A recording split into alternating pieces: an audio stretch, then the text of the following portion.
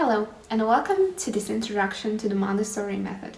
My name is Victoria, and I'm excited to share with you some information about this educational approach. First, let's define what the Montessori method is. As you all know, it was developed by the Italian physician and educator Mario Montessori in the early 20th century. The Montessori method is an educational approach that emphasizes the importance of independence, freedom, within limits of course, and respect for a child's natural development. It is based on the idea that children are naturally curious and driven to learn, and that they have an innate desire to explore and discover their environment. One of the key principles of the Montessori method is the concept of the prepared environments. Later we're going to dedicate a whole module to this topic, but here I would like to just slightly discuss so you get to know what the prepared environment is.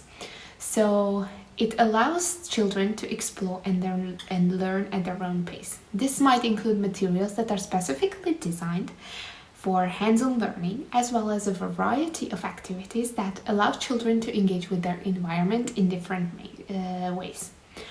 The Montessori prepared environment is a carefully designed space that supports the development of children's independence, autonomy, and natural desire to learn.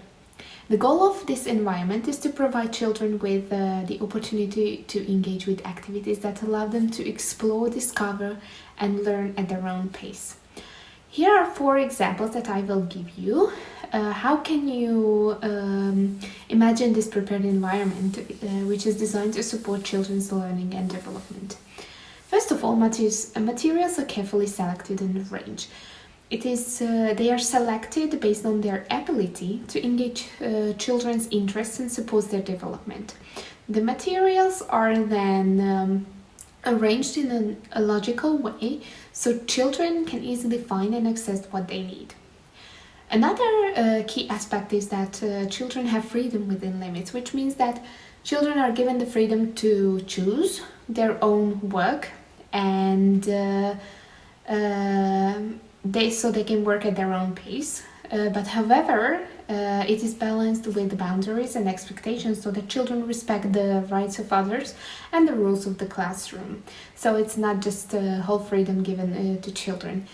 Also, in this environment, children are encouraged to be independent, which means that they take responsibility for their own learning and are given the opportunity to make their own choices, solve problems on their own, and take care of their own materials and belongings. The environment is always responsive to the needs of the child. And we know all of that because of observations. In the next module, we're going to talk about how to carry out observations at home or in your classroom, so that can help you to start preparing the environment according to your children's needs. And by these observations, we ensure that this environment always stays stimulating and rich in experiences for children. Did you know that children go through particular sensitive periods, which means that they are very receptive to certain skills?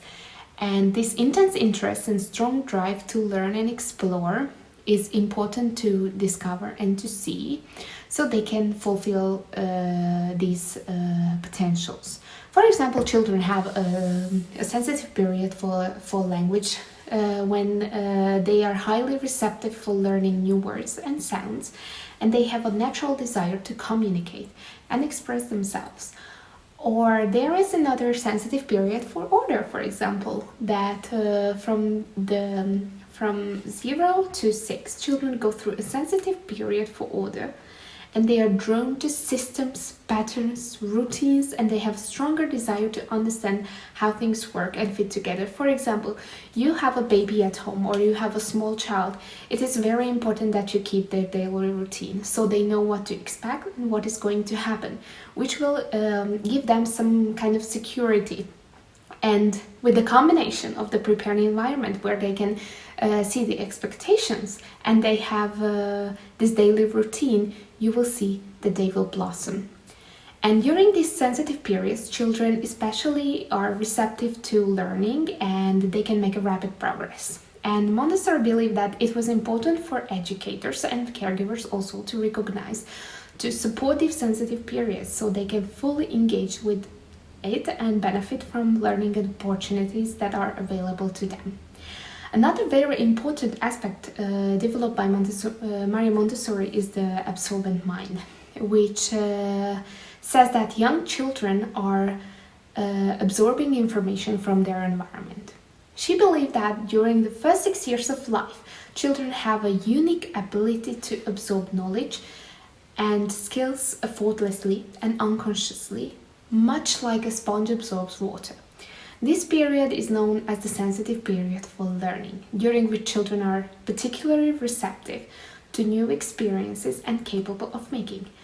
And you can see that how rapid progress they can make in their development. So these all nicely work together. They have this absorbent mind, they have the sensitive period, for example, for order, and they are in a prepared environment. It's beautifully working together. You will see also at your home or in your classroom if you're going to use the Montessori method. We can say that as they interact with their environment, children are constantly learning and developing new skills. And they are able to do so with very little or explicit instruction or guidance. Montessori believed that the absorbent mind is the key to a child's success in later life, and that it is crucial for parents and caregivers, educators, to provide children with a rich, stimulating environment that fosters their natural curiosity and desire to learn. She argued that children should be allowed to explore and learn at their own pace, and that they should be given the freedom of autonomy to pursue their own interests and passions. You know that another very important aspect is that the primary source of information is not the parent, is the material. The parent, caregiver, or the teacher, in case, is more of a guide, helping children to discover their own interests and passions and supporting them as they explore and learn. This means that the teacher or the caregiver is constantly observing the children and adapting their teaching style to meet the needs and interests of the individual students. For example, I would like to just to tell you a short explanation about this, that you don't need to think about a very strict observations that you're going to take notes now and you're going to judge. No, it's not about that. You see that your child at home, for example, is playing with something. You see that they are opening buttons or they are unzipping something. You will see that they are very sensitive to this movement.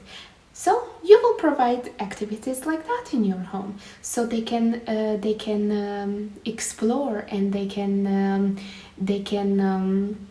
zip and unzip, for example, their jacket, their clothes. You will see that how happy they will be, so that they can fulfill this inner need that they have in themselves.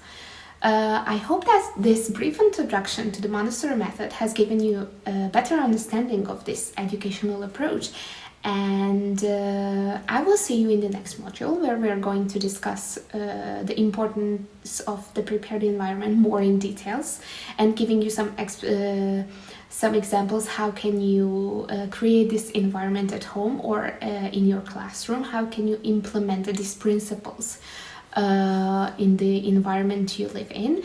And also we're going to talk about how can you carry out the observations. That is very important in designing the environment for children. And in the third module we are going to give you some very useful tips and activities that you can easily make at home with your children. So see you in the next modules, and I hope you liked it. And if you have any questions, just contact me. I will be happy to answer any of your questions. See you!